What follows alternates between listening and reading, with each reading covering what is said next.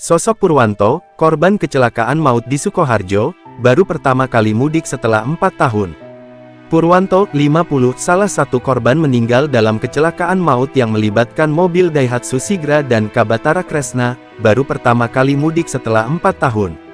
Purwanto yang menderita penyakit menahun, hanya tinggal di Jakarta saat istrinya, Sri Lestari 43, melakukan tradisi mudik ke kampung halaman di Desa Celep, Kecamatan Muter, Sukoharjo.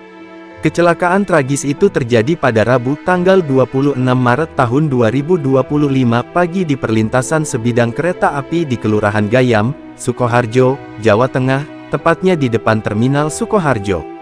Sri Lestari juga berada dalam mobil tersebut, namun ia selamat meski mengalami luka dan segera dilarikan ke rumah sakit.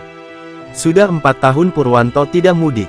Istrinya sering pulang ke Celep karena memang asli dari sana, tetapi Purwanto jarang pulang karena sakit-sakitan, ujar Suparjo, 58, sepupu korban, di Sukoharjo, Jawa Tengah, Rabu.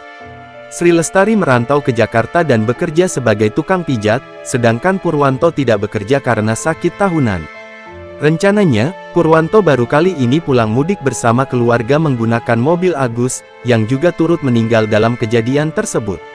Purwanto berangkat dari Jakarta menuju Sukoharjo pada malam sebelumnya, tanggal 25 Maret tahun 2025. Keluarga tidak tahu bahwa mereka akan mudik lebaran tahun ini. Kami baru tahu setelah menerima kabar kecelakaan, tambah Suparjo.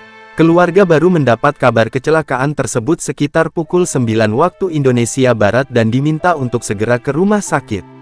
Kami tidak tahu kalau mereka pulang, tiba-tiba saja kecelakaan. Tadi dapat kabar dan disuruh ke rumah sakit, ungkapnya. Jenazah Purwanto direncanakan akan langsung dimakamkan setiba di Desa Celep, Sukoharjo.